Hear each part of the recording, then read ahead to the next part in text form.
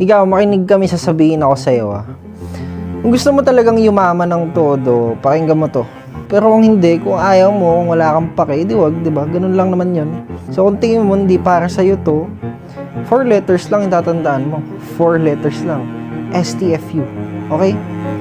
Pero kung gusto mo talagang yumaman ng todo habang bata pa, ngayon pa lang, magpalakas ka na. Aralin mo na yung skills na makakapagbigay sa'yo ng gusto mong buhay. Magpalakas ka sa lahat ng aspeto, sa skills mo, mental model mo, emotionally, spiritually, physically, sa lahat.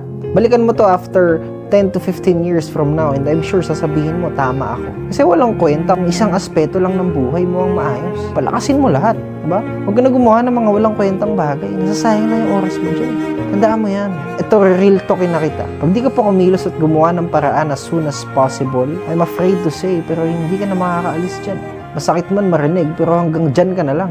Habang buhay ka na lang nanonood sa mga taong tinitingala mo. Habang buhay ka na lang manonood dyan sa internet. Dyan sa telepono mo. Kaya nga ang sinasabi ko sa'yo, kumilos ka na habang maaga pa, habang bata ka pa, at habang kaya mo pa. Kasi totoong taong may malasakit lang ang magsasabi nito sa'yo. Karamihan ng tao, dadaling ka lang yan sa mga walang kwentang bagay. Sa mga bagay na masasayang na yung oras mo. Kaya ako na mismo magsasabi sa'yo, galing sa isa, sa pinakakilalang bata ngayon na yumaman, pero galing sa hirap. Nakita nyo kung paano ko sinimulan lahat. At ang masasabi ko lang sa'yo, simulan mo na, magpalakas ng sarili mo, magpataba ka ng utak, talinuhan mo. Kung gusto mo makaalis sa kung nasaan ka man ngayon, ito na yung panahon para magalit ka. Kaya magalit ka habang maaga pa. Huwag mo na masyadong baitan, yabangan mo na. Lagyan mo na ng angas, di ba? Sabi nga sa kanta nila, Uncle Flo G, lagyan mo ng angas. Dahil ang buhay, hindi naman yan magiging mabait sa'yo. Ganon din yung ibang tao. Kailangan mong sipagan at you have to make your way out of the rat race. Baka kasi yung mga magulang mo naging masyadong mabait kaya nandyan pa rin kayo. Kaya ikaw na ang magpabago ng lahat. Ipangako mo na ikaw ang mag-aalis sa inyo dyan sa hirap ng buhay nyo ngayon. Galingan mo sa lahat. Magalit ka na kasi relax ka dyan. Gulong ka na sa kwarto. Hindi mo alam kung paano gawin. Pero ang mahalaga, inaaral mo. Basta magpalakas ka sa bagay na yun. Basta umaasa ka na may mangyayari at kinikilusan mo. Mahalaga lang naman na alam mo Alam mong yayaman ka. Alam mo nga asenso ka. Alam mo may mangyayari. Lang naman yung mahalaga na malaman mo na posible. Kasi gusto mo ng totoo? Ha? Real talkin na kita, ha? Wala kayong binatbat ngayon. Wala ka ng bilang ngayon. Huling-huli na kayo sa lahat. Ang dami dito ang kaidaran ko. Iwan na iwan Puro kasi kayo laro. Puro kayo memes. Puro kayo patawa. Puro kayo kalandian. Puro party. Katarantaduan. Puro bisyo. Wala na kayong ginawang tama kundi kumain lang ng 3 beses sa isang araw. Tapos kayo pa tong masyadong madaming arte sa mundo. Sisihin mo pa pati mga magulang mo, pati lola at lolo mo, pati mga tito at tita mo kasi hindi nila kayo pinalaki sa masaganang pamilya. Tanggapin mo lahat. Accept everything and move forward. Accept that it is what it is. And you're the one in charge of your own damn life. Move. Gumalaw ka na. Pumalag ka na. Kumilos ka na dahil madali lang naman yan. Hindi naman masyadong mahirap. Not to brag, pero just an eye-opener. Okay, nagbago ang buhay ko 6 months lang. 17 ako nun. Putya, ikaw pa kaya? Sa panahon na puno ng impormasyon, sa panahon na puno ng taong nagtuturo, madali lang yan. Basta may deep focus and obsession ka sa pangarap mo, magagawa mo lahat. Kilala niyo ako kung paano ko gawin yung mga bagay-bagay sa negosyo at sa buhay. Deep focus and obsession ang pinapairal ko. Kung naka-follow ka sa akin, alam mo yan. Diba? Gusto kong gayahin nyo yun. Kasi sa bagay na ginagawa mo at sa gusto mong gawin, ganoon ka dapat ka-obsessed. Kaya ako umasenso dahil dun, sa simpleng bagay lang na yun. Dahil sa standard ko bilang tao. So, iangat mo yung standard mo. Ngayon pa lang, iwanan mo lahat. Magsolo ka na. Nandito ako, magpagabay ka kung kailangan mo. Panoorin mo lahat ng tao na maituturo at makakapagpabago ng buhay mo. Panoorin mo ako. I-goal mo na makasama ka balang araw. Iwan na kayo Hindi kayo kikilos, may iwan talaga kayo. Pero ayoko mangyari yun. Andito ako para magbigay ng payo, ng kaalaman at motivation sa inyo. Iaangat ko rin kayo, gagawin ko lahat para maraming maisama dito. I'm going to do everything.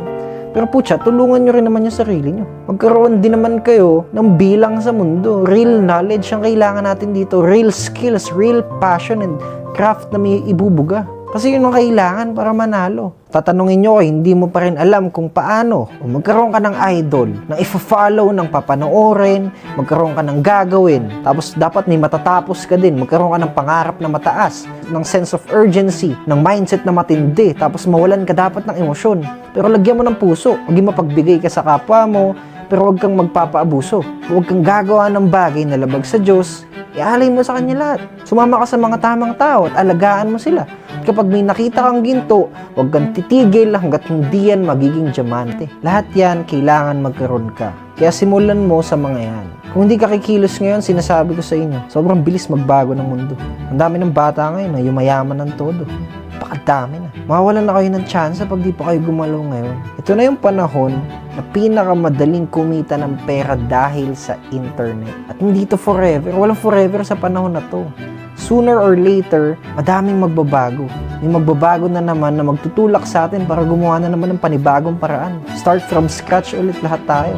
Na naman. Gusto mo ba magsimula sa wala na naman? At least ako, may experiences na ako. Ikaw, paano ka? Wala pa. So, kaya simulan mo na ngayon. Learn real life skills.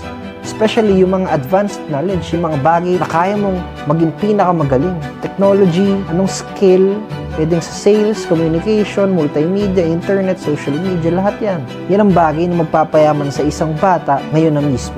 Kung wala ni isang bagay na alam, yung mga bata na yan, na mga nasa edad natin, hindi yayaman ng maaga. Kung wala kang bagay na magiging magaling ka ng sobra, hindi rin kita matutulungan. Hindi kita makakasama. Kailangan mo at least you excel on something. Dahil kailangan ko lang ng mga tao sa paligid ko na excellent rin sa isang bagay. So magpalakas ka. Alamin mo kung para saan ka at saan ka magaling, tapos trabahuhin mo gabi-gabi hanggang madaling araw kahit mapuyat ka. Mark my words, maiging bilyonaryo ako, tandaan yan. Makakasama at makakasabay lang yung mga taong may skills, yung mga taong may bilang sa mundo. Meaning, yayaman din yung mga taong kikilos at sasabay sa akin. Yung mga bata na tinutukoy ko ngayon. Ikaw na nanonood ngayon. Kung wala, well, masakit man sabihin, pero may iwan talaga. Magkita na lang ulit tayo pag may tira ka na. Ganun lang yun, that's life. Kaya ngayon pa lang, sinasabi ko na sa'yo, madali lang naman magkaroon ng tira eh.